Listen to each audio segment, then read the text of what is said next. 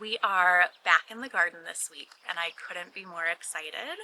The ground is thawing and you can hear the birds are back, so it's been a very busy week in the garden. I've spent a lot of this week mulching the field behind me. So right behind me is where I grew last year, and then I am expanding the field even beyond that. So I've been establishing the new rows. I've also been planting out a bunch of bare root perennials. So things like smoke bush have been planted into the ground along with hellebores. And just today, a bunch of willow cuttings arrived. I am so excited to add willow to the garden this year. I've never grown it before, so we're going to be learning about this thing together, both today and the rest of the season. But I'm really interested in establishing a living fence around the flower field. Now that we have it mapped out how it's going to be, I don't really see us expanding past this point. So I'm excited to establish some living hedges, some woody hedges around it, both to keep critters out and to be able to cut from throughout the season. Living fences, and willow fences in particular, are something you see a lot in England. These tiny little cuttings, once they're planted into the ground and they're established, they can send up 8 to 10 feet of growth within a season. And then you can harvest those long rods to use in living structures. So you actually take all of those sticks, it would look like a really long 8-foot stick, and you dig it into the ground and you weave it into all of these really fun patterns. And once it roots, it goes on to be this literal living fence or living structure. So that's the end game for these, in addition to using the willow for other things like a base for a wreath or other arranging work. But I just can't wait to see all the uses for them in years to come. And today I am just going to walk you through how I'm actually planting these cuttings in the garden.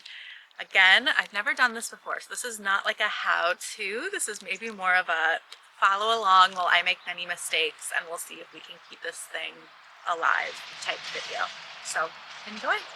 So I ordered all of these from Under the Tree Farm. I hope I'm saying that correctly, and I will definitely link their site down below. Their website was amazing and it was a wealth of knowledge. These varieties in particular, they said are great for living fences or living hedges, and then basket making. So Oka and Goldstones were the two that were really good for living structures, and Dicky Meadows was a really good one for weaving, which I thought might be nice for making bases of wreaths in the future. Let's go ahead and get these out of the bags and see what they look like.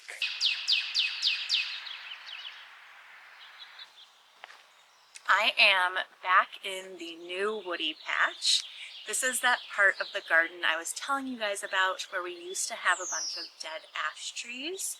We removed those, we ground down the stumps, and I've already started planting things over here. It's very hard to see on the shot, but these little sticks that are poking up from the ground over here are a bunch of smoke bush, and I'm going to be rooting these willow cuttings at least 6 to 8 feet behind those. I want to make sure that there's enough room for me to walk between them and that they aren't overcrowded and competing for nutrients. Now, I was looking at the instructions and it says these can be planted out anytime after the ground has thawed.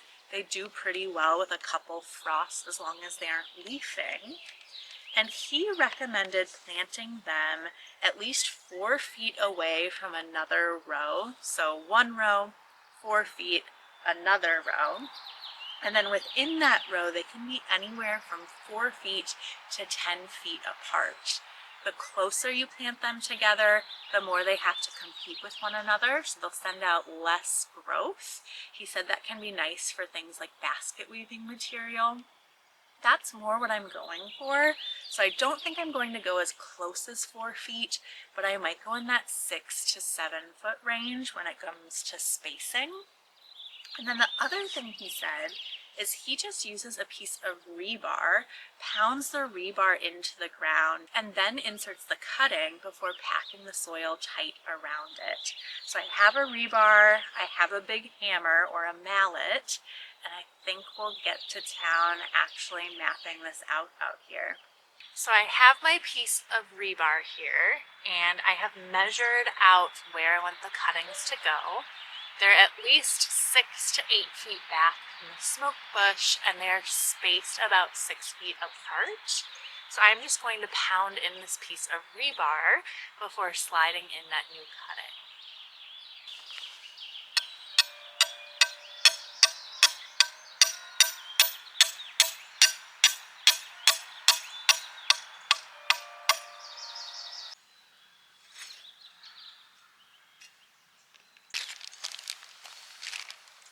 I'm then going to take that cutting and I'm going to drop it into that hole that I made, leaving about 3 or 4 little nodes where the actual growth is going to be coming from above the soil. It's really important to pack the soil around this thing tightly. He said you really want those roots to have excellent contact with the soil.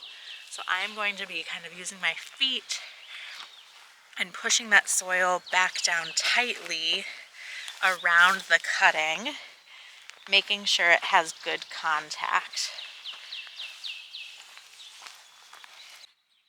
The worst possible name, if you ask me. The other thing I didn't mention before, you want to make sure the little nodes are pointing up. You don't want to be planting it with the nodes down because then it won't actually root and it won't send up new growth for you. Into the hole it goes. I'm going to pack that soil really tight around it.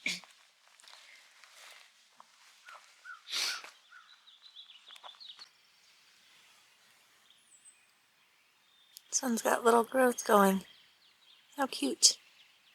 It's definitely challenging to see, but if you look closely, there's little sticks poking out, and that's all of those cuttings. I've gotten most of them in. There's a couple that I need to clear an area for still, so I think I'm going to start those down in my grow room in my basement. But the last thing I'll do out here is write some labels, that way I don't forget what each variety is. Alright, I think I planted out everything that I can today. There is still some brush over here that we need to clear out, so I need to do that before I can plant out the last handful of cuttings. The guy from the farm I bought them from actually recommended just potting them up and tucking them in a greenhouse or under grow lights if you can't plant them all out right away. So I'm going to do that with a handful until I figure out exactly where their forever home will be. Hopefully following along was somewhat entertaining. The more I'm thinking about it, you guys were just watching me stick sticks in mounds of dirt, which maybe is somewhat entertaining for someone out there. But let me know what you'd like to see from this channel going forward. The tulips are starting to bud, the peony eyes are reddening up, things are finally starting to grow and green up around here, so I promise there will be some flowery content coming soon. Otherwise, like the page, turn on notifications, and subscribe to the page. All of those things help to keep this little guy going, and it gives me motivation to keep posting videos out there for you all. So thanks for watching, and I'll see you guys in a couple weeks.